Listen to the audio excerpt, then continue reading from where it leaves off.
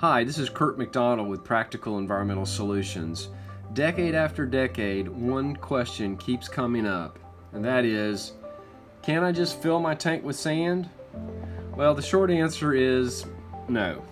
People used to think it was a good way to keep an empty tank from floating up out of the ground where there was a high water table.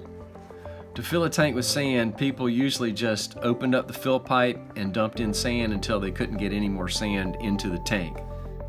As you can see from the picture, this tank was, quote, filled with sand.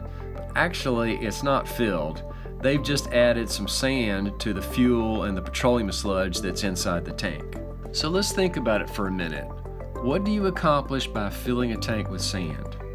It doesn't soak up the fuel and somehow keep it from leaking out later. It doesn't encapsulate the petroleum sludge that's solidified on the bottom of the tank. It doesn't stop the tank from an ongoing leak. It doesn't prevent the tank from corroding further and collapsing. It doesn't clean up any fuel that's already leaked out of the tank. From a legal perspective, filling a tank with sand doesn't officially close the tank with the state of North Carolina, and it doesn't end the responsibility and liability for the tank owner. So what does filling a tank with sand accomplish? Nothing. It just makes it more of a mess when you have to end your responsibility and remove the tank later. Once you understand the details, it'll be more obvious. After decades of use, a thick petroleum sludge builds up on the sides and bottom of the tank. You can see here a 3-inch vacuum hose sucking out the liquid in the tank, but it doesn't really pull the sludge and remove it. When people filled their tank with sand, if they even pumped the tank at all, they would have only inserted a 1-inch stinger pipe into the tank. While this may have gotten out most of the liquid, it would have left all the petroleum sludge material that was inside the tank. Think of a coffee maker. If you imagine the tank is the coffee filter, the petroleum sludge or the coffee grounds. As rainwater percolates in holes in the top of the tank, sits in that petroleum sludge, eventually leaks out the bottom through other holes. It's just making coffee underneath the oil tank. Here you can see the tank interior you saw earlier. See how the wash water removes and liquefies the sludge so it can flow to the vacuum hose? Here's a series of photos that shows you cleaning the tank interior. This first photo shows there is still liquid in the tank. This second photo shows that the vacuum hose is pulling that liquid out of the tank.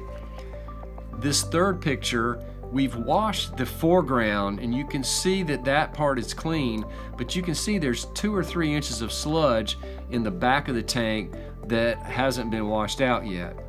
Here's the fourth picture, which shows you the tank completely cleaned and emptied, except for that last little bit of wash water we have to pump out.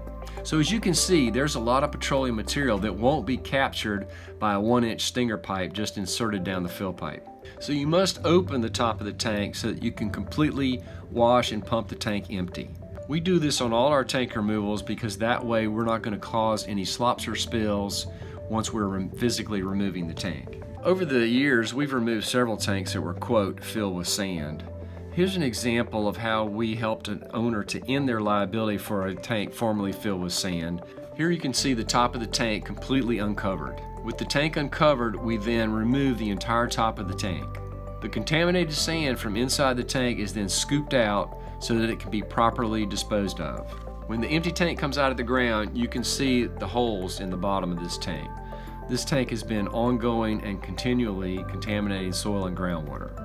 This last picture shows you the yard after we filled in the excavation and raked the top. So hopefully this video has helped you understand why you can't just fill a tank with sand. This is Kurt McDonald with Practical Environmental Solutions. Thanks for watching.